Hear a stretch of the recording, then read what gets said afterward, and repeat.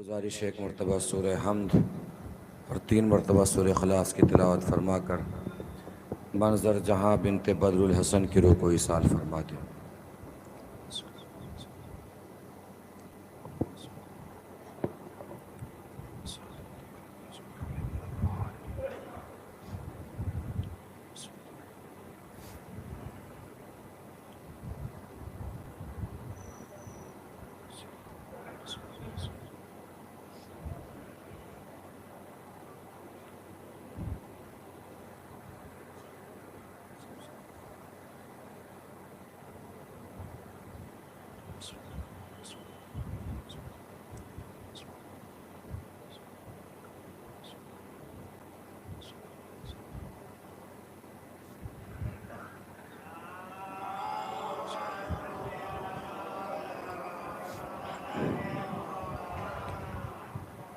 फातिहा।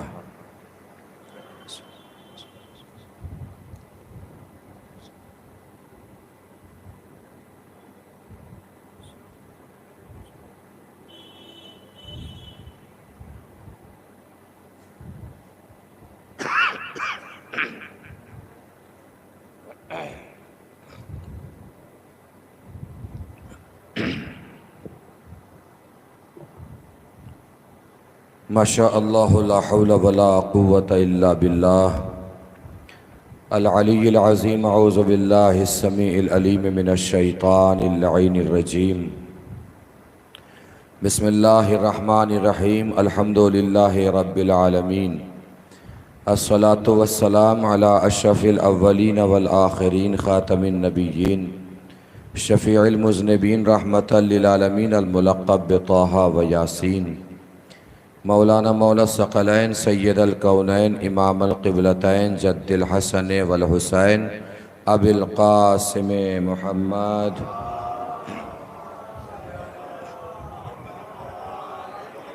व अला आलिहि तय्यबीन अत्ताहिरीन अल मासूमीन अल मज़लूमीन अल मुंतखबीन अल मुंतजबीन अल गुर्रिल मयामीन व लअनतुल्लाहि अला अअदाइहिम अजमईन मिनल आना इला क़याम यौमिद्दीन। अम्मा बाद फ़क़द क़ाल अल्लाहुल हकीम फ़िल क़ुरआनिल करीम। बिस्मिल्लाहिर रहमानिर रहीम।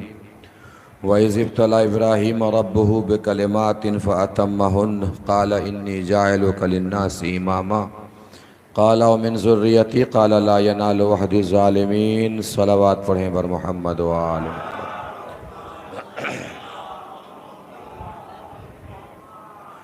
मिलजुल के एक और बार बाबा से बुलंद नारे सलवात पढ़ दीजिए।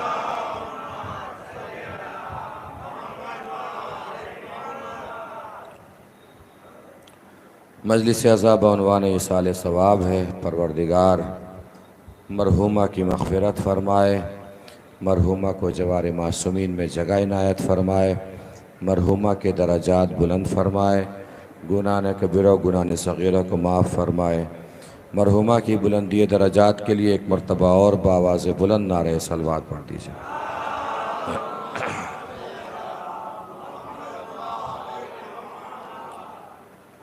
और ये जो अरसा ज़माना और अय्याम चल रहे हैं, इनसे आप सब हज़रात वाकिफ़ हैं।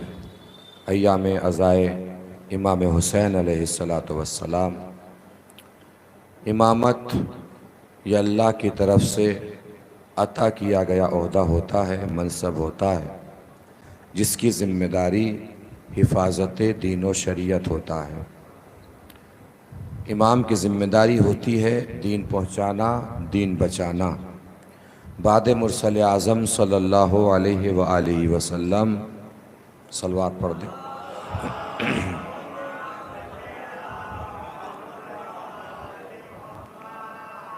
मौलाए मुत्तक़ियान हज़रत अमीर मोमिनान, फिर उनके बाद इमाम हसन मुस्तफ़ा, फिर उनके बाद इमाम हुसैन सैयदुश शुहदा, इन सब ने दीन की हिफाजत जिस तरीक़े से फ़रमाई है वो आपके सामने है। ये दीन क्या है, दीन कैसा है, दीन कौन सा है, दीन कब से है, ये आप सब अच्छी तरीक़े से जानते हैं। ये वो दीन है जिसको जनाब आदम लेकर आए, जनाब नूह, इब्राहीम, इस्माईल, इसहाक़, याक़ूब, यूसुफ़ ने इस दीन को आगे बढ़ाया और परवान चढ़ाया। और हज़रत ख़त्म मरतबत ने अल्लाह के हुक्म से इस दीन को मुकम्मल फरमाया। हज़रत ख़त्म मरतबत ने बताया कि इस्लाम की हकीकत क्या है, इस्लाम किसे कहते हैं। आपने इरशाद फरमाया, हकीकत में मुसलमान वो है जिसके हाथ और ज़बान के शर से दूसरे मुसलमान महफूज रहें। और ऐसा नहीं है कि मुसलमानों को ही हुजूर ने दायरे इस्लाम में लिया, बल्कि पूरी आलम इंसानियत को सरकार ने दायरे इस्लाम में लिया है कि वो मुसलमान हो ही नहीं सकता, वो मुसलमान हो ही नहीं सकता, वो मुसलमान हो ही नहीं सकता। सरकार कौन मुसलमान नहीं हो सकता कि जिसका पड़ोसी उसके शर से महफूज न रहे।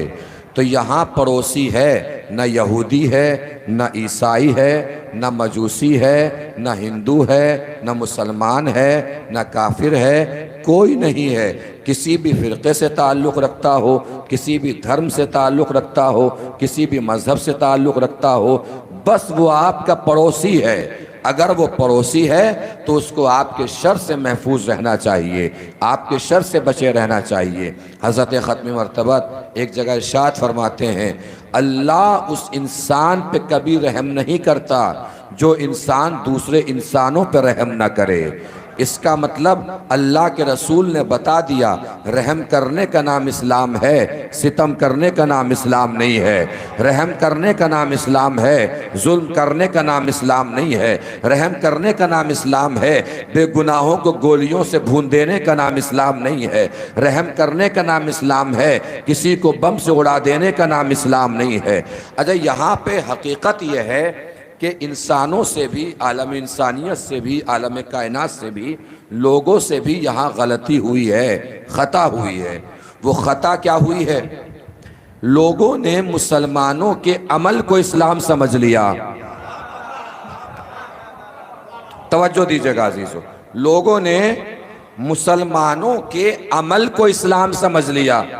हालांकि लोगों को ये समझना चाहिए मुसलमानों का अमल इस्लाम नहीं है, बल्कि जो इस्लाम के हुक्म पर अमल करे उसे मुसलमान कहते हैं।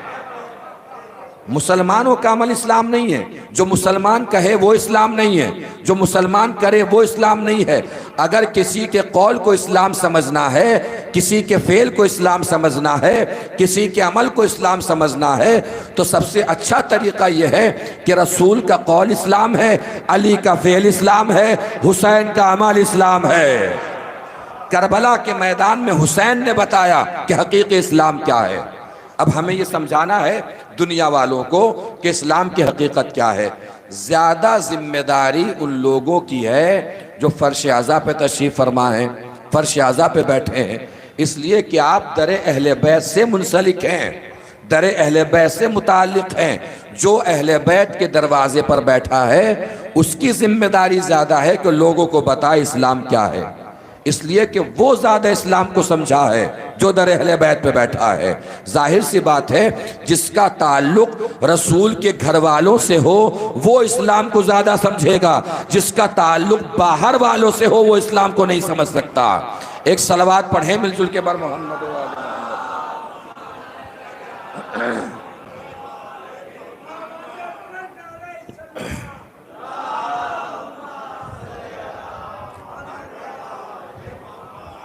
तो 1,24,000 नबियों की मेहनतें इस्लाम के पीछे हैं।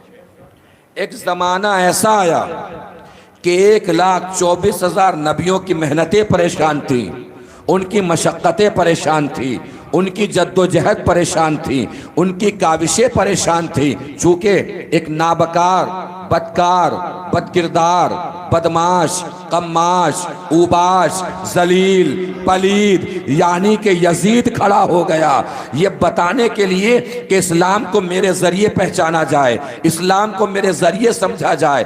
1,24,000 नबियों की मेहनतें ये सोच के परेशान थी कि अगर यजीद के ज़रिए इस्लाम को पहचाना जाने लगा तो शराब पीना इस्लाम बन जाएगा, बदकारी इस्लाम बन जाएगा, फितने इस्लाम बन जाएंगे, फसाद इस्लाम बन जाएंगे, जंग इस्लाम बन जाएगा। 1,24,000 नबियों की मेहनतें परेशान थी। ऐसी सूरत में 1,24,000 अंबिया जिसको उम्मीद की निगाहों से देख रहे थे, उस शख्सियत को हुसैन इब्ने अली कहते हैं। 1,24,000 अंबिया हुसैन को उम्मीद की निगाहों से देख रहे थे। अब आइए मैं एक तारीखी हवाले से ये सिलसिला पेश कर रहा हूँ आपकी खिदमत बाबरकत में। अय्याम अज़ा भी हैं और ये उन्वान बच्चों और जवानों तक पहुँच जाएगा। इसके सारे मुकदमे और फिर करबला तक वरूद, तो एक तसलसल और सिलसिलेवार तरीक़े से मैं इसकी तारीख़ और हिस्ट्री आपके सामने रखूँगा इंशाअल्लाह। इस वक्त की गुफ्तगू में महसूस करते रहिएगा बस आप। मौला हुसैन 1,24,000 नबियों की मेहनतें जो उम्मीद से देख रही थी हुसैन को, उस उम्मीद पर पूरी तरीक़े से खरे उतरे। किस तरीक़े से? यजीद ने बैत मांगी और हुसैन ने बैत से इनकार कर दिया। ये जो हम सुनते हैं कि यजीद ने बैत मांगी, हुसैन ने बैत से इनकार कर दिया, ये 60 हिजरी का वाक़या है। इसका मुकदमा 56 हिजरी में तैयार हुआ था। कौन सी हिजरी में? कौन सी? 56 हिजरी में। कूफे का एक गवर्नर हुआ करता था जिसका नाम मुगैरा था। क्या नाम था? मुगैरा। अमीर शाम की चापलूसी किया करता था। फिर सोचा कि ये कब तक रहेंगे, कभी ना कभी तो इन्हें चले ही जाना है। इसने यजीद की चापलूसी करना शुरू कर दी और यजीद के जहन में ये बात इसने डाल दी कि आपके अब्बा आपके बारे में कुछ अच्छा नहीं सोच रहे हैं। यजीद ने पूछा, भाई मेरे अब्बा को क्या सोचना चाहिए? कि आपकी खिलाफत का ऐलान अपने सामने करना चाहिए। अगर वो चले गए, अल्लाह को प्यारे हो गए, तो दुनिया में जो फितने भड़केंगे उन फितनों को दबाया कैसे जाएगा?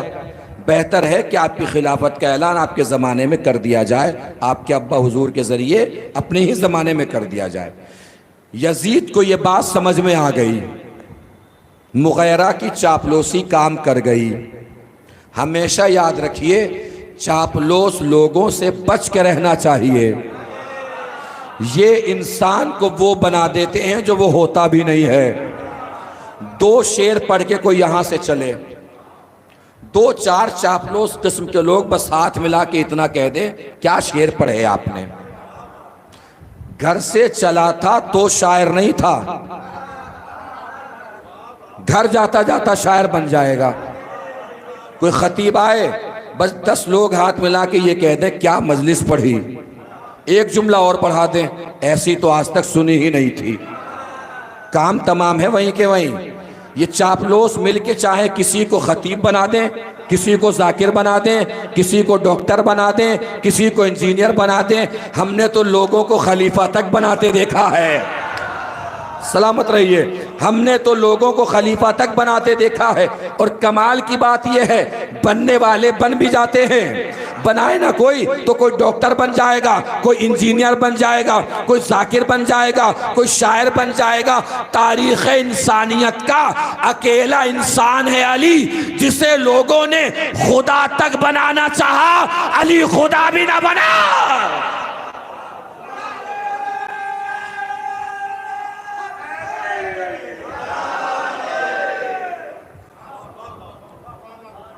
महसूस फरमा रहे हैं? यजीद पहुंच गए अपने अब्बा हुजूर के पास, क्या आप मेरे बारे में कुछ अच्छा नहीं सोच रहे हैं? तो क्या सोचना चाहिए कि मेरी खिलाफत का ऐलान अपने सामने कीजिए। अब बाप से ज़्यादा बेटे को कौन पहचान सकता है? उसने कहा, ये बात तेरे जहन में डाली किसने? उसने कहा, मुगैरा ने। मुगैरा को बुलवा लिया। पता है तुम किस टाइप का फितना बर्पा कर रहे हो? अब ये ढीठ हो जाता है जो चापलूस हो जाता है, अपनी गलत बयानी पर भी दलाइल लेके आता है। उसने कहा कि इसमें फितने की कौन सी बात है, फितनों को दबाने की कोशिश कर रहा हूं। देख रहे हैं आप, फितने के जरिए फितनों को दबा रहा है। भाई जो सबसे बड़ा फितना है उस जरिए से फितनों को दबाने की कोशिश कर रहा है। अब बाप का दिल पसीज गया, उसने पूछा ऐसा हो सकता है? मुगैरा ने कहा आप चाहे तो क्या नहीं हो सकता। जो हुकूमत से दबे उसे हुकूमत से दबाइए, जो ताकत से दबे उसे ताकत से दबाइए, जो तलवार से दबे उसे तलवार से दबाइए। इसने अलग अलग मकामात का सफ़र करना शुरू किया, अलग अलग बस्तियों का सफ़र करना शुरू किया। 54 हिजरी से इस सफ़र का आगाज़ हुआ। 2 साल तक ये कोशिशें करता रहा। 56 हिजरी में ये पहुंचा मदीना। कौन? यजीद का बाप। कौन यजीद का बाप? कौन पहुंचा मदीना? यजीद का बाप।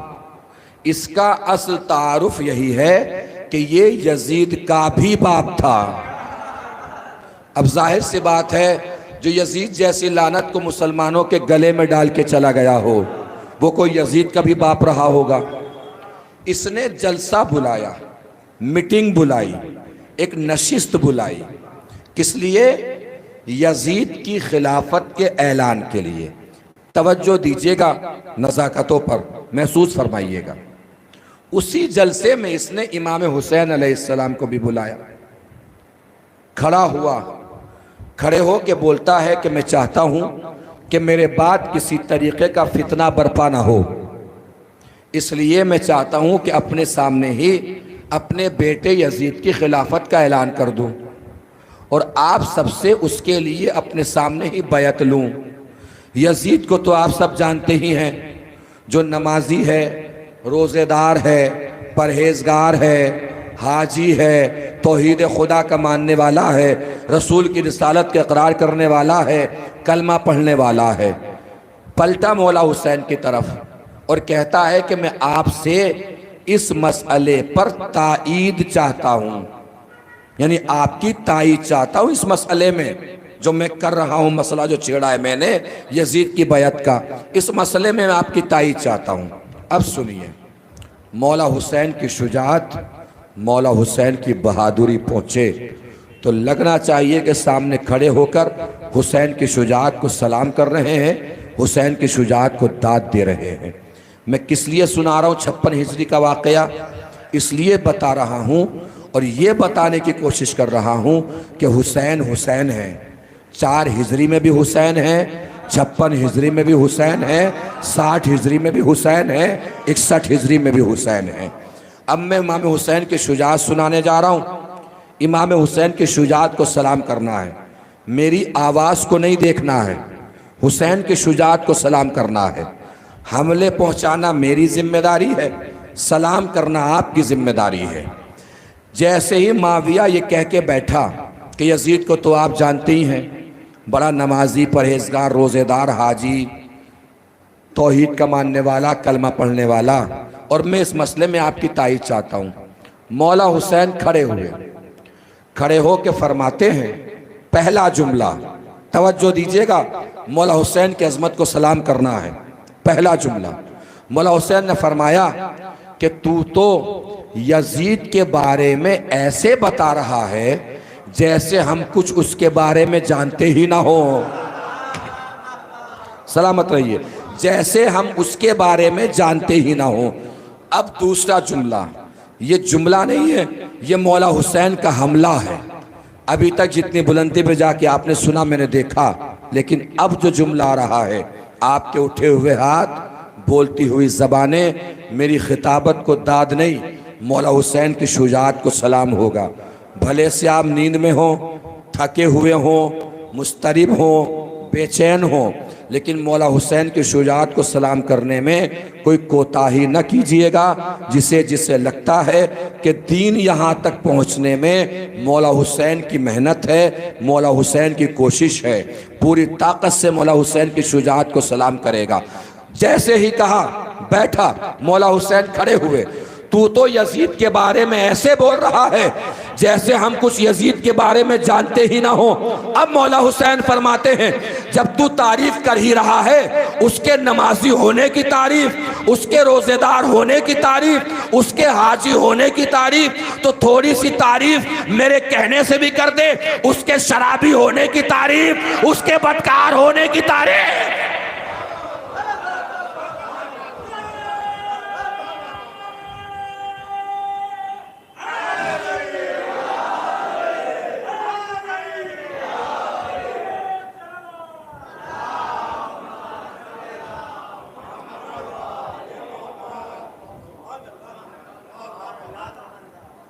अब हमारी जबान में कहते हैं ना, सक पका गया,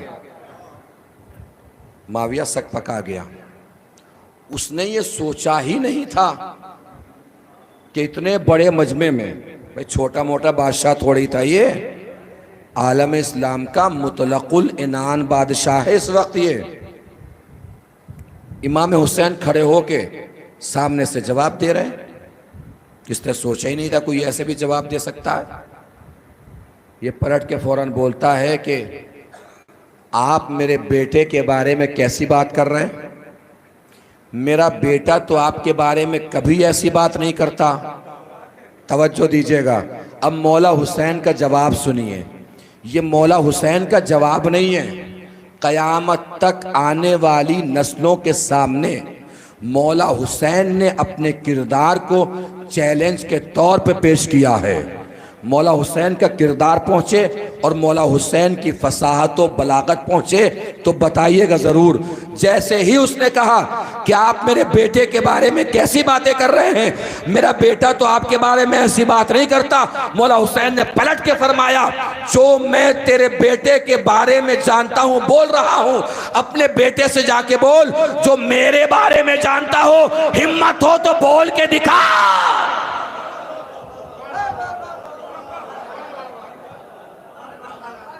चैलेंज पहुंचा मौला हुसैन के किरदार का।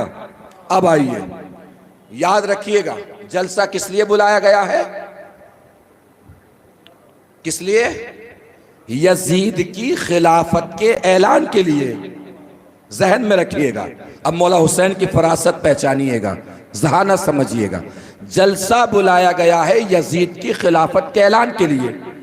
मौला हुसैन फरमाते हैं, और सुन, ये जो तू खिलाफत की बात कर रहा है ना, खिलाफत रसूल की मिरास है और रसूल के वारिस हम हैं। लीजिए, बात तमाम हो गई। खिलाफत रसूल की मिरास है और रसूल के वारिस हम हैं। अब भी नहीं तवज्जो फरमाई। जो नशिस्त बुलाई गई थी यजीद की खिलाफत का ऐलान के लिए, उसी नशिस्त में हुसैन ने अपनी खिलाफत का ऐलान कर दिया। इसका मतलब जो सकीफाई कोठरी को गदीर का मैदान बना दे उसे हुसैन कहते हैं। एक सलवात पढ़े मिलजुल के बर मोहम्मद व आले मोहम्मद।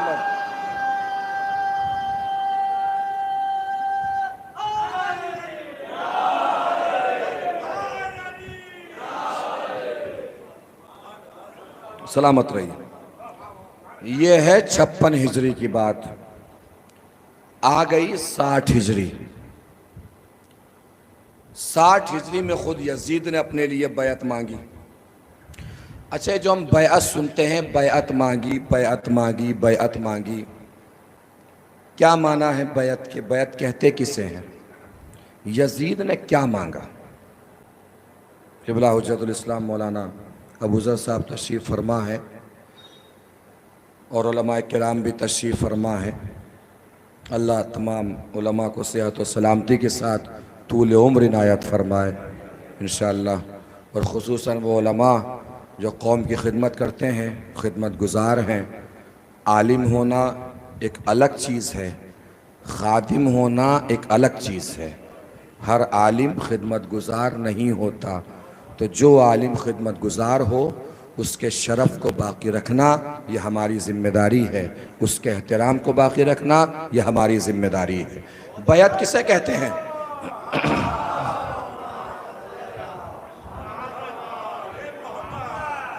किसे कहते हैं बैअत? बैअत बना है बे से, बे ये ऐन, बे। बै कहते हैं बेचने को। यजीद ने बैत मांगी हुसैन से, मतलब यजीद चाहता था कि हुसैन मेरे हाथों खुद को बेच दें। किस वजह से चाहता था? पहले यजीद को समझिए। कौन है यजीद? अभी मैंने बताया, बदमाश, शूबाश, कम्मार, जलील, पलीद, अपनी बादशाहत के नशे में चूर, एक मगरूर किस्म का, बिगड़े हुए दादा का पोता, बिगड़े हुए बाप का बेटा, एक बिगड़ा हुआ बादशाह है। इसके अलावा उसकी कोई औकात और हैसियत नहीं है। और इमाम हुसैन आदम के वारिस, नूह के वारिस, इब्राहीम और इस्माइल के वारिस, इसहाक और याकूब के वारिस, काबे के मुहाफिज, दीन के मुहाफिज, कुरान के मुहाफिज, रसूल की रिसालत के वारिस, अली की विलायत के वारिस, जहरा की हया के वारिस। इधर निजासतें ही निजासतें हैं, इधर तहारतें ही तहारतें हैं। अब समझिए यजीद क्यों चाहता था बैअत। अगर खाकम बदहन माजल्ला सुम्मा सुम्मा माजल्ला मौला हुसैन बैअत कर लेते यजीद के हाथ पर, तो यजीद का हर अमल इस्लाम बन जाता। इमाम हुसैन ने इनकार कर दिया, ये कहकर कि मैं ऐसा होने नहीं दूंगा कि नाम तो मेरे नाना का हो और काम तेरे दादा का हो, ऐसा मैं होने नहीं दूंगा। इनकार कर दिया।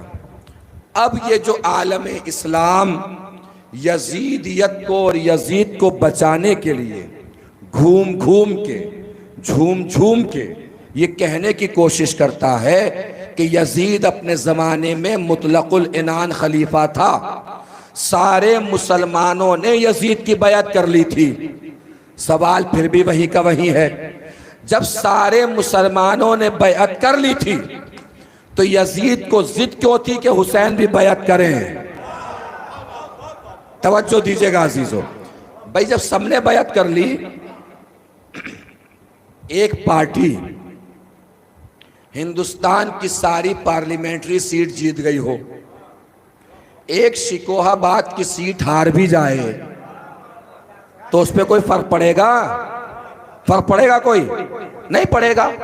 इसलिए कि हाकिम तो वो है ही, वजीर आजम तो उनका बन ही जाएगा, प्राइम मिनिस्टर तो हो ही जाएगा। अगर सबने बैअत कर ली, हुसैन बैअत ना भी करते तो यजीद का क्या बिगड़ने वाला था? मगर फिर भी उसे जिद क्यों थी कि हुसैन बैअत करें? आप मार्केट जाइए, बेचना और खरीदना एक ऐसा तजर्बा है जो सभी के पास होगा। जिनके पास दुकान है, शॉप है, अपना कारोबार है, बिजनेस है, उनके पास बेचने का तजुर्बा। जिनके पास कुछ नहीं है, उनके पास कम से कम खरीदने का तजुर्बा तो है ना। आप दुकान जाइए, ये जो दुकानदार होते हैं बाइखलाक किस्म के लोग होते हैं। 10 थान खरीदने वाला निकलवा लेता है, आगे बढ़ जाता है। इखलाक के बगैर कारोबार चलता ही नहीं है। ये जो खरीदने वाला होता है इंतहाई बद अखलाक किस्म का आदमी होता है। एक दुकान से दूसरी दुकान, दूसरी दुकान से तीसरी दुकान, तीसरी दुकान से चौथी दुकान, पूरे मार्केट का चक्कर लगाता है और 1 मीटर कपड़ा लेके घर आ जाता है। यही होता है, कुछ और होता है। अब अगर कोई दुकानदार ये कहे आपसे कि भाई मैं तुझे नहीं बेचूंगा, तो आप पे कोई फर्क पड़ेगा? कुछ नहीं पड़ेगा। क्यों? इसलिए कि आप कहेंगे अपना माल अपने पास रख, मैं अगली दुकान से खरीद लूंगा। हजारों दुकानें मार्केट में हैं। लेकिन अगर उल्टा हो जाए, अगर कोई खरीदने वाला कहे कि मैं इसी दुकान से खरीदूंगा, इसका मतलब खरीदने वाला जानता है जो माल पूरे बाजार में किसी के पास नहीं है। अल्लाह जाने कौन पहुंचा कौन रह गया। मैंने सारी बात तमाम कर दी। जो माल पूरे बाजार में किसी के पास नहीं है वो इस दुकान के पास है। सबने बैअत कर ली, फिर भी यजीद को जिद है हुसैन बैअत करें, हुसैन बैअत करें, हुसैन बैअत करें। इसका मतलब पता यजीद को भी था मकाम फजीलत में सारे मुसलमान एक तरफ, तन्हा हुसैन एक तरफ।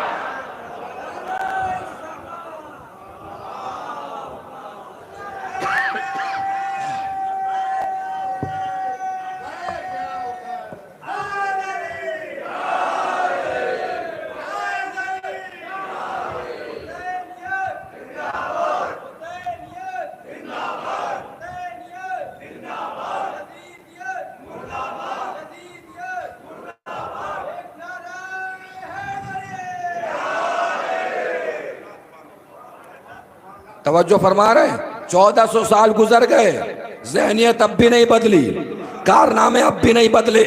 57 मुल्क है, 57 मुल्क है, 57।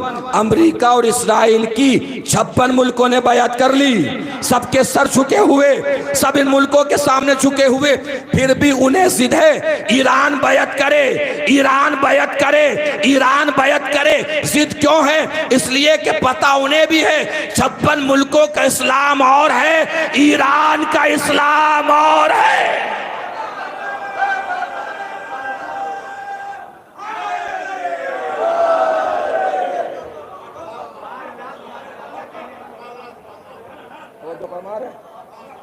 कैसे मांगी बयात?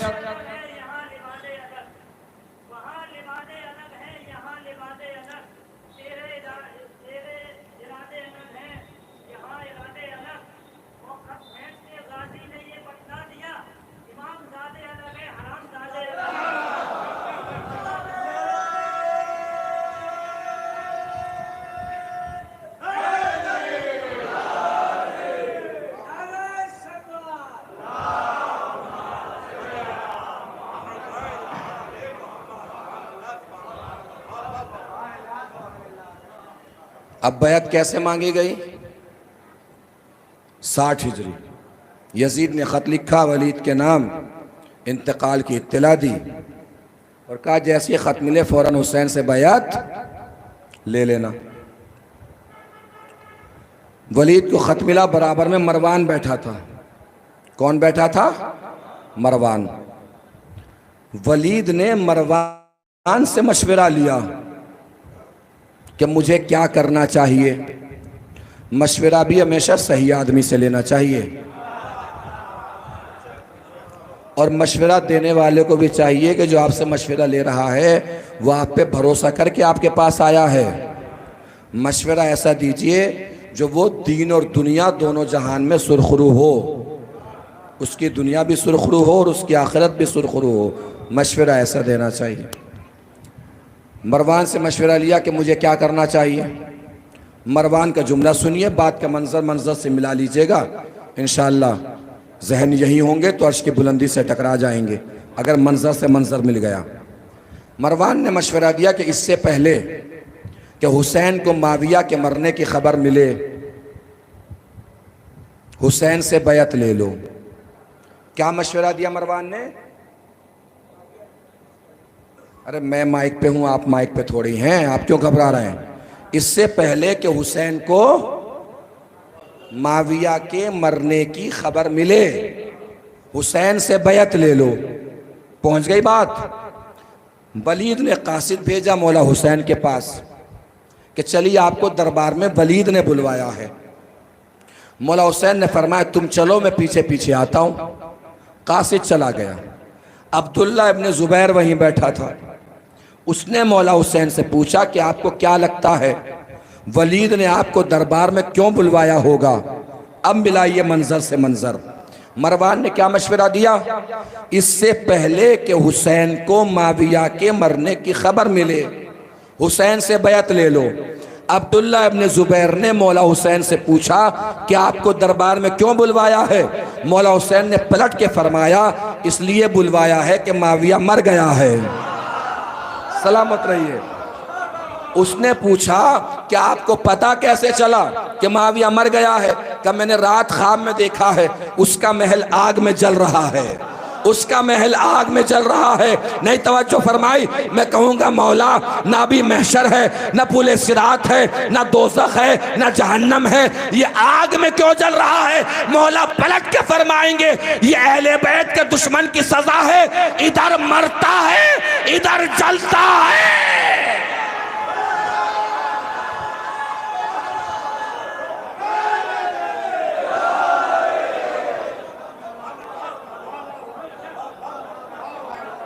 एक सलवात पढ़ ले मिलजुल के बर मोहम्मद व आले मोहम्मद।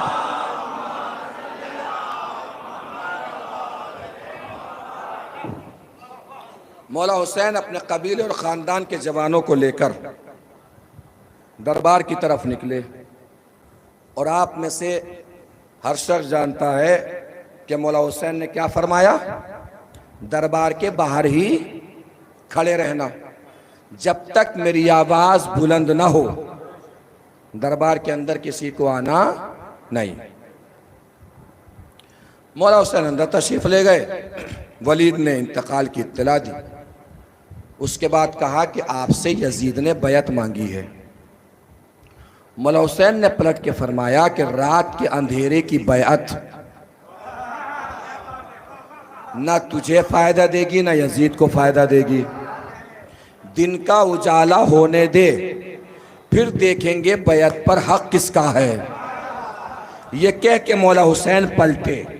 जैसे पलटे पीछे से मरवान ने आवाज दी, वलीद हुसैन को जाने मत देना, अगर चले गए तो फिर तेरे हाथ कभी नहीं आएंगे, या तो बैत ले अभी या सर कलम कर। हुसैन के कान में जैसे मरवान की आवाज पहुंची, अली का लाल, अली का लहजा और शुजाअत तोड़कर पलटा। उंगली में शुजाअत हैदरी आई। उंगली का इशारा मरवान की तरफ हुआ और मरवान की तरफ इशारा करके फरमाया, यब्न ज़रक़ा, ओ नीली आंखों वाली औरत के बेटे। मरवान की माँ अरब में नीली आंखों वाली औरत के नाम से बदकार मशहूर थी। अब मिंबर पर इससे ज़्यादा तफसील तो बयान नहीं कर सकता, बाकी आपका जहन जाने, आपका मिजाज जाने। ये तो तय हो गया ना कि मौला हुसैन ने न मरवान के नाम के जरिए मरवान को पुकारा, न उसके बाप के नाम के जरिए मरवान को पुकारा, मरवान की बदकार माँ के निस्बत से मरवान को पुकारा और बता दिया कयामत तक आने वाली नस्लों के लिए कि जो हुसैन के खिलाफ बोले ना वो कुछ भी हो सकता है, हलाल ज़्यादा नहीं हो सकता।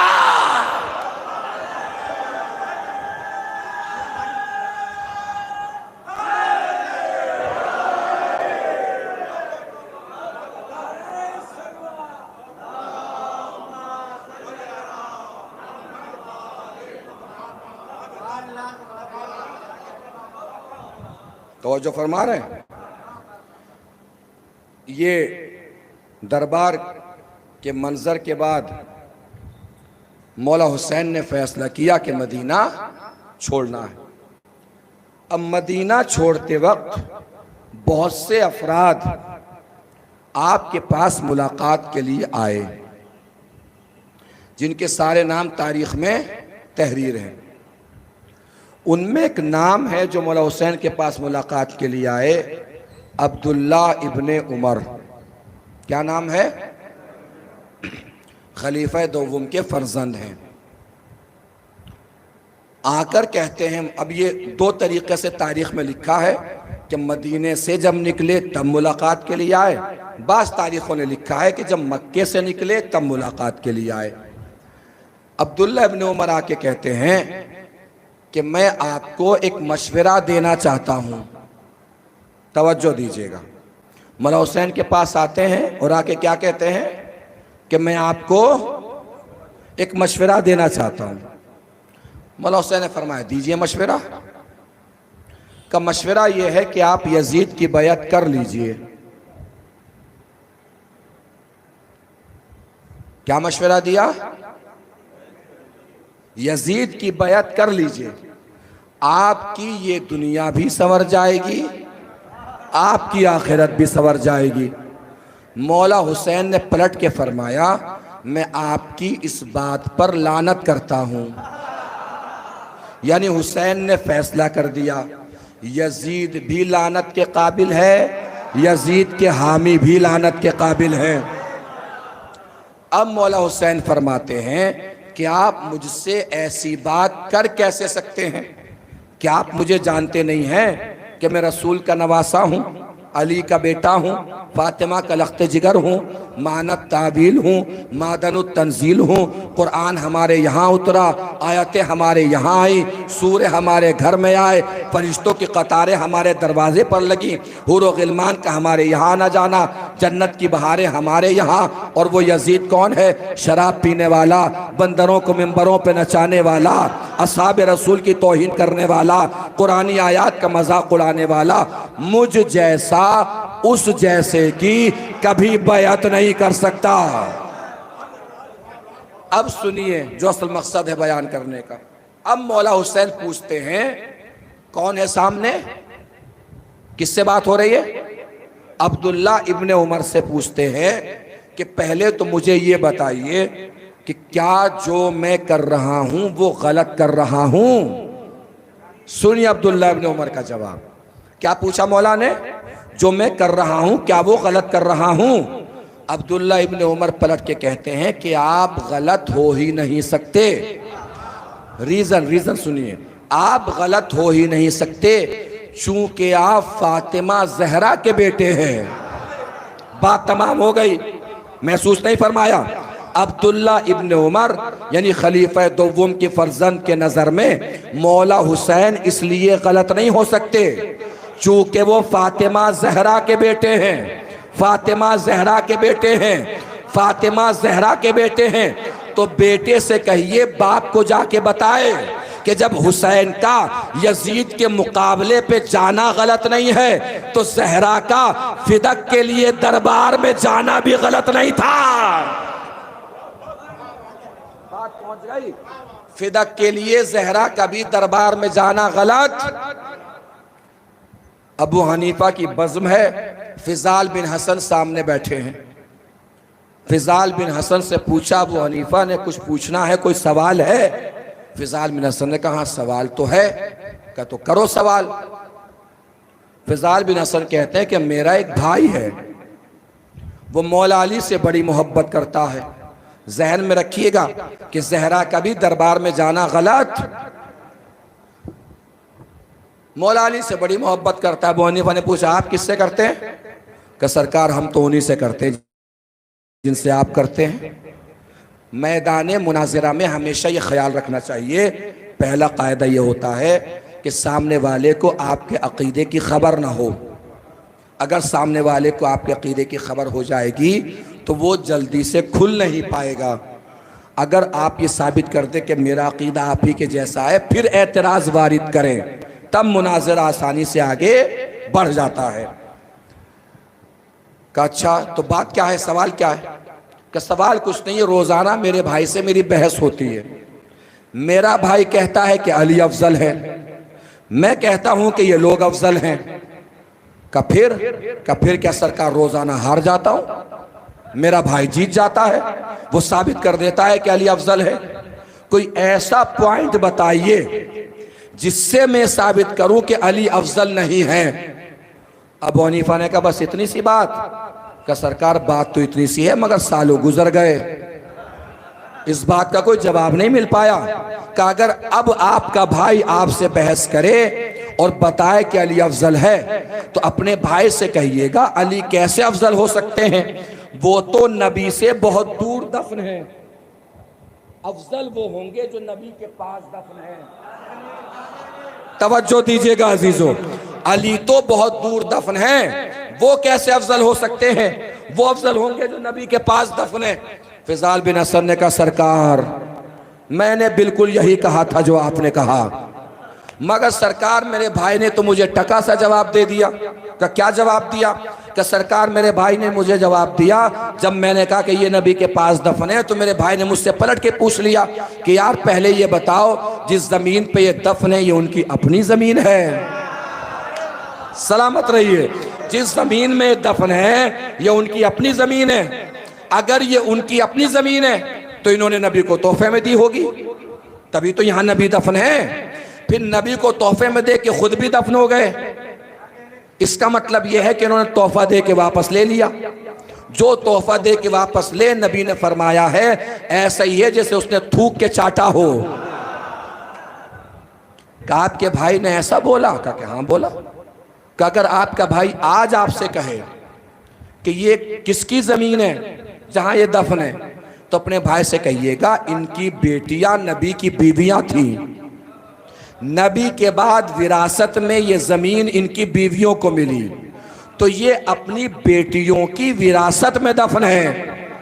फिजाल बिन हसन ने कहा सरकार मैंने बिल्कुल यही बोला था जो आपने बोला, मगर सरकार मेरे भाई ने तो मुझे फिर टका सा जवाब दे दिया कि इस बार क्या जवाब दिया कि मेरे भाई ने मुझसे कहा कि यार तुम्हारे नजरिए के मुताबिक जब नबी की अपनी बेटी नबी की वारिस नहीं हो सकती तो इनकी बेटियां नबी की वारिस कैसे हो जाएंगी।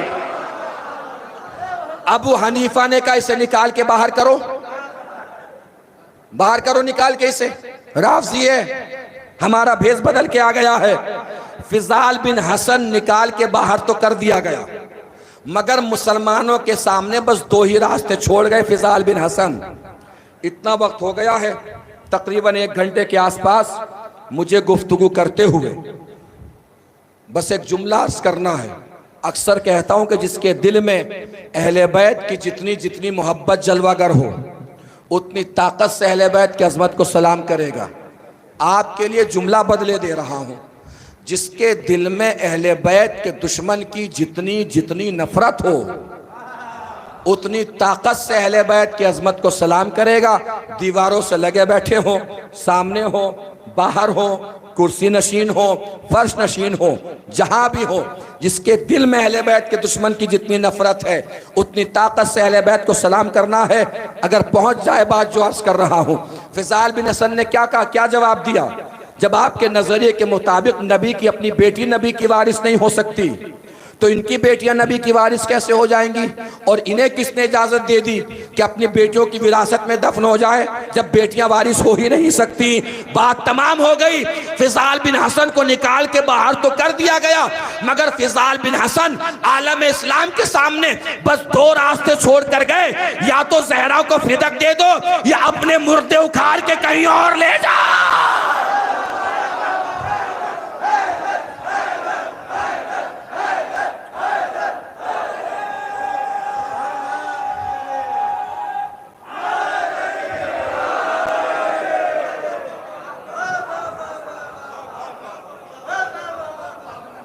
एक सलावात पढ़े मिलजुल के बर मोहम्मद व आले मोहम्मद।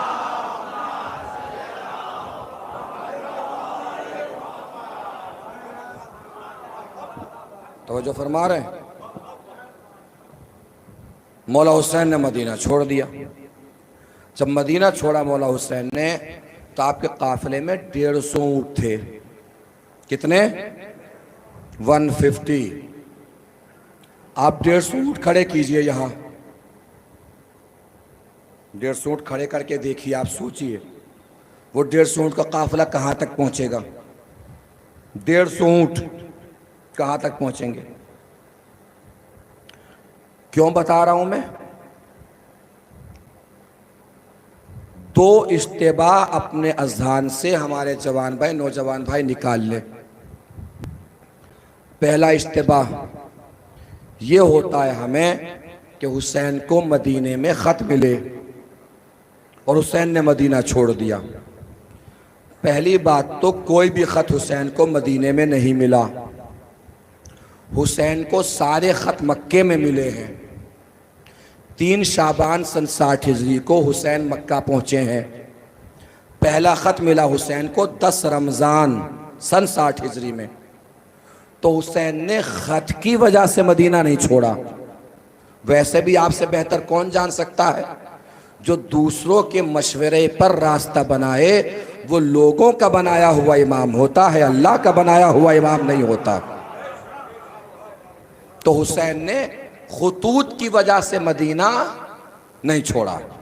दूसरा इज्तिमा, 150 ऊँट हैं काफिले में, सारे इलाके को पता है कि हुसैन मदीना छोड़ रहे हैं।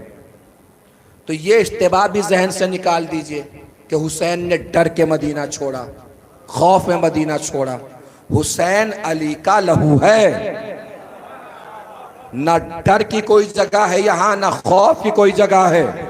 और आपको एक बात बताऊं, अगर दीन खुदा बचाना मकसद ना होता और मसलहत इलाही शामिल सफर ना होती तो यजीद छोड़िए, यजीद का बाप भी हुसैन को मदीने से नहीं निकाल सकता था। हुसैन ना डर के मदीना छोड़ रहे हैं, ना खौफ में मदीना छोड़ रहे हैं। ये मौला हुसैन ने खुद बताया क्यों मदीना छोड़ रहा हूं। इन्नी लमखरुज अशिर्रम वला बतरम मैं ना सैरो सियाहत के लिए मदीने से जा रहा हूँ, ना किसी फिसाद अशीरम वला बतरम वला मुफसदा, न किसी फिसाद के लिए मदीने से जा रहा हूँ, न हुकूमत के लिए मदीने से जा रहा हूँ। बल्कि मैं क्यों मदीने से जा रहा हूँ?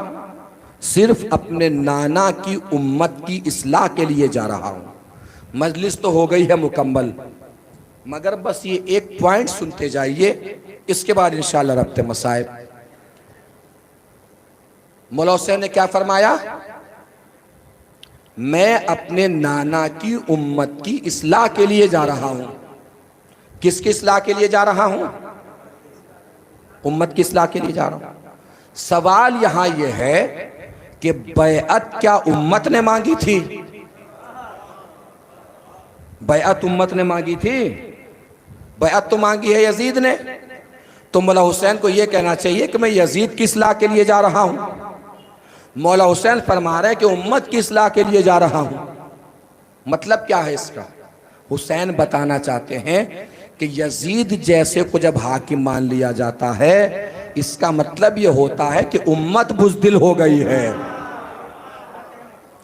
इस वक्त जरूरत इस्लाह उम्मत को है, उम्मत बुज़दिल हो गई है। अब उम्मत को बहादुर बनाना है, उम्मत को शुजा बनाना है। तो क्या करबला जाने से उम्मत बहादुर हो गई?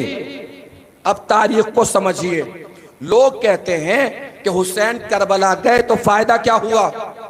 शराब आज भी पी जाती है, नमाज आज भी छोड़ी जाती है, हराम आज भी होता है। करबला से पहले और करबला के बाद का फर्क यह है कि गलत करबला से पहले भी किया जा रहा था, गलत करबला के बाद भी किया जा रहा है। हुसैन के जाने से फायदा यह हुआ, पहले गलत किया जा रहा था सही समझकर, अब गलत किया जा रहा है गलत समझकर। अब समझिए कि उम्मत बहादुर हुई कि नहीं हुई। इस एक पॉइंट से समझ सकते हैं कि करबला के पहले तो हमने देखा कि जुमे की नमाज बुध में पढ़ा दी गई।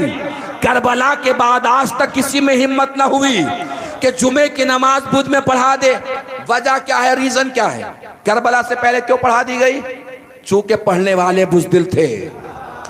पढ़ाने वाले ने पढ़ाई नहीं, पढ़ने वाले ने पढ़ी। यानी किसी में ताकत ना हुई कि पढ़ाने वाले को रोक सके। आज बुध बहुत दूर है, जुमे की नमाज कोई 10 बजे पढ़ा के दिखा दे। ये है वो ताकत और शुजाअत जो हुसैन ने करबला के मैदान में पहुंच के दिए। करबला पहुंचे हुसैन, 2 मुहर्रम करबला पहुंचे, 3 मुहर्रम करबला की जमीन खरीदी, 10 मुहर्रम में उस खाक में अपना लहू मिलाया और उस खाक को खाके शिफा बना दिया। 1400 साल हो गए हैं, 1400 साल। करबला आज भी दुनिया के लिए दर्सगाह है। मौला हुसैन पहुंचे हैं करबला। जब मदीने से निकले हैं तो आप सब जानते हैं, नाना के रोज़े पर गए तो ऐसे गए जैसे कोई शहजादा किसी बादशाह से मिलने जाता है। जब भाई के मज़ार पर पहुंचे तो ऐसे पहुंचे जैसे कोई शहजादा किसी शहजादे से मिलने जाता है। और जब हुसैन माँ की कब्र पे पहुंचे हैं ना, तो ऐसा लग रहा था जैसे कोई 2 साल का घुटनियों चलता हुआ बच्चा माँ की आवाज़ पर, माँ की आगोश की तरफ बढ़ता है, कभी गिरता है कभी उठता है, कभी गिरता है कभी उठता है। माँ से कितनी मोहब्बत थी हुसैन को। एक मरहुमा के इसाले सवाब की मजलिस है, बस ये सुन लीजिएगा। आपके आंसू इंशाअल्लाह मरहुमा के इसाले सवाब का ज़रिया होंगे। अल्लाह मरहुमा की मग़फ़िरत फरमाए।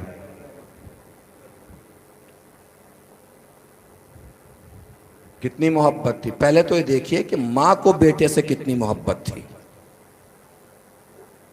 भाई मोहब्बत थी, वरना देखा है किसी ने माँ का बंदे कफन बेटे के लिए टूटते हुए? फातिमा का बंदे कफन टूटा है। टूटी हुई पसलियां हैं और बेटे की मोहब्बत का इतना ख्याल है। आज भी आप देखिए, आपका अकीदा भी है, अकीदत भी है आपकी, कि जब भी मजलिस आज़ा कहीं बर्पा होती है ज़हरा तशरीफ़ लाती हैं, अपने हुसैन के ज़ख्मों के लिए मरहम लेने आती हैं। रोते रोते जब थकने लगिए तो ये सोचिए कि जो माँ आती है ना, उसकी पसलियां तक टूटी हुई है। शेख अब्बास क़ुम्मी अलैहिर्रहमा ने पूरा मंजरनामा लिखा है पसलियां टूटने का। दरवाज़ा गिरा है, पसलियां टूटी हैं, पूरा मंजरनामा लिखा है शेख अब्बास क़ुम्मी अलैहिर्रहमा ने। आपकी किताब है बैतुल अहज़ान। मुझे पता है आपको रोने के लिए किसी हवाले की ज़रूरत नहीं है, मगर मैं हवाला बस इसलिए दे रहा हूँ ताकि रोते वक्त किसी तरीक़े के इश्तिबाह की गुंजाइश बाकी ना रहे। हवाला भी शेख अब्बास क़ुम्मी का दिया है, जिनको आप में से हर शख्स जानता है, जिनकी आप मफातिहुल जनान पढ़ते हैं। शेख लिखते हैं कि दरवाज़े के बाहर शोर उठा। शहजादी ने आवाज़ दी, कैसा शोर है दरवाज़े के बाहर? बाहर से आवाज़ है, अली को बाहर भेजो वरना हम अंदर आ जाएंगे। कैसे आ जाओगे? कि दरवाज़े को आग लगा देंगे। दरवाज़े को आग लगना शुरू हुई। शेख लिखते हैं कि शहजादी ने दरवाज़े को पीछे से ऐसे पकड़ लिया, ऐसे। शेख लिखते हैं कि दरवाज़ा जल रहा था, ऊपर की लकड़ी टूट के गिरी, वो जगह नमूदार हो गई जहां ज़हरा ने हाथ रखे थे। अब शेख लिखते हैं कि जालिम का ताजियाना लहराया। ताजियाने की ज़रब इतनी शदीद थी कि शहजादी के हाथ की हड्डियां टूट गई। अल्लाह की आवाज़ों पर रहमत नाजिल फरमाए। कोई गम न दे सिवाय गम बतूल वाले बतूल के, कोई गम न दे सिवाय गम रसूल वाले रसूल के। वो लीजिए अज़ादारों, शेख लिखते हैं कि शहजादी अब भी हिम्मत नहीं हारी। बाहर खड़े लोगों को एहसास हो गया, जब तक ज़हरा पीछे से नहीं हटेगी हम दरवाज़ा नहीं गिरा सकते। एक जालिम आगे बढ़ा, उसने अपना नापाक पैर उठाया, दरवाजे पे इतनी शिद्दत से मारा कि इधर दरवाज़ा गिरा, इधर फातिमा ज़हरा गिरी। शेख लिखते हैं कि अब भी ज़हरा हिम्मत नहीं हारी। जल्दी से सैयदा उठी और जिस जगह से दरवाज़ा गिरा था उस जगह हाथों को रख के खड़ी हो गई। बाहर खड़े लोगों को एहसास हो गया, जब तक फातिमा दरमियान से नहीं हटेगी हम अली तक नहीं जा सकते। अब शेख लिखते हैं कि मदीने में ऐसा सितम ढाया गया कि ज़मीन मदीना को जलजला आया होगा। शेख लिखते एक शख्स आगे बढ़ा जिसके बगल में नियाम थी, नियाम में तलवार थी। उसने नियाम को पलटा और तलवार के कब्जे की तरफ से इतनी तेजी से शहजादी की पसलियों पे मारा कि ज़हरा पसलियां पकड़ के गिर गई। फिजा दौड़ो मेरा मोहसिन मारा गया। शेख लिखते हैं कि लोगों ने घर के अंदर जाना शुरू किया। बस ये मेरे हाथ जुड़े हैं जिस जुमले के लिए मैंने अर्ज किया है, ज़मीन मदीना को जलजला आया होगा। मसाइब सख्त महसूस हो तो मुझे माफ़ फरमाइएगा। शेख लिखते हैं कि लोग अंदर जा रहे थे, शहजादी तेजी से ज़मीन से उठना चाहती थी। एक शख्स सफ में से निकला, किसी को एहसास न हुआ कि ये क्या सितम करने वाला है। अचानक वो ज़हरा के करीब पहुंचा और ज़हरा के रुखसार पे इतनी तेजी से तमाचा मारा कि ज़हरा के कानों के गोशवारे जमीन पे टूट के गिर गए। ज़हरा ने आवाज दी, बाबा आपके बाद मदीना बहुत बदल गया है बाबा। एक खतीब ये मसाए पढ़ रहे थे, एक शख्स दरमियान से खड़ा हुआ, शिद्दत से अपना सरो सीना पीटने लगा। खतीब मजलिस ने पूछा, भाई तुम्हें इन मसाइब में ऐसा कौन सा जुमला महसूस हुआ है कि जो तुम्हें जाके दिल को लगा है, जिसकी वजह से तुम इतना तड़प रहे हो? वो शख्स कहता है, सरकार मुझे ज़ैनब उम्मे कुलसूम की मुसीबतों का एहसास रुला रहा है। खतीब मजलिस ने कहा कि भाई मसाइब तो मैं शहजादी ज़हरा के पढ़ रहा हूँ, तुम्हें ज़ैनब उम्मे कुलसूम की मुसीबत का एहसास क्यों रुला रहा है? वो शख्स कहता है, सरकार मैंने एक दिन अपनी ज़ौजा के रुखसार पे तमाचा मार दिया था। बुजुर्गान मेरे सर का ताज है, मैं अपने बच्चों और जवानों से अर्ज़ कर रहा हूँ, कभी अपनी बेटियों को मारा ना कीजिए, और बेटी ही नहीं अपनी ज़ौजा को भी ना मारा कीजिए, इसलिए कि ज़ौजा वो आपकी है मगर किसी की तो बेटी है ना। किसी ने अपने जिगर का टुकड़ा आप पे भरोसा करके आपके हवाले किया है।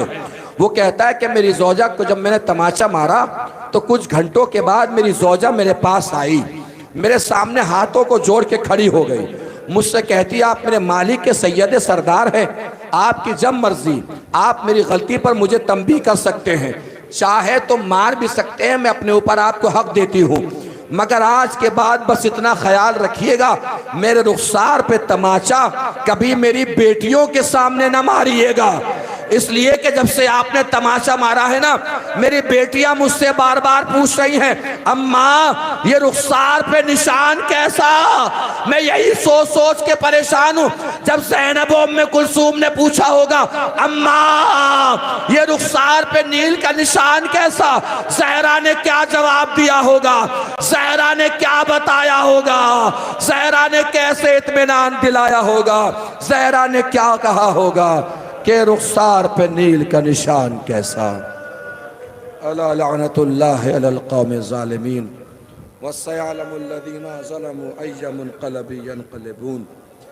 इन्ना लिल्लाहि व इन्ना इलैहि राजिऊन। रज़म बिक़ज़ाइहि व तस्लीमन लिअम्रिहि। बार-ए-इलाह, इस मजलिस अज़ा, फ़र्श अज़ा, अश्क अज़ा का जो भी सवाब तूने मुय्यर और मुक़र्रर फरमाया है, उससे मरहुमा की रूह को शाद व आबाद फरमा, मरहुमा को जवारे मासूमीन में जगह इनायत फरमा, मरहुमा के दराजात बुलंद फरमा, गुनाह कबीरा गुनाह सगीरा को माफ़ फरमा। बारेला जो भी हज़रात परेशान हाल हैं उनकी परेशानियों को दूर फरमा, जो मकरूज़ हैं उनके कर्ज़ों को अदा फरमा, जो बग़ैर किसी ख़ता के मुक़य्यद हैं उन्हें क़ैद से रिहाई दिला, जो बीमार हैं उन्हें शिफ़ाए कामिला व आजिला इनायत फरमा। परचम इस्लाम को सरबुलंद फरमा, परचम कुफ्र व निफाक को सरनिगू फरमा, मकामात मुक़द्दसा की हिफाजत फरमा, उलमाए किराम की हिफाजत फरमा, मराजे किराम की हिफाजत फरमा, इमाम आखिर के ज़ुहूर में ताजील फरमा, और हम सबको इस काबिल बना कि बाद ज़ुहूर हम इमाम के अंसार व आवान में शुमार हो सके। गुजारिश है, एक मरतबा और सूरह हम और 3 मरतबा सूरह खलास की तिलावत फरमा कर मरहुमा मंजर जहाँ बिनते बदरुल हसन की रूह को इसाल फरमा दें।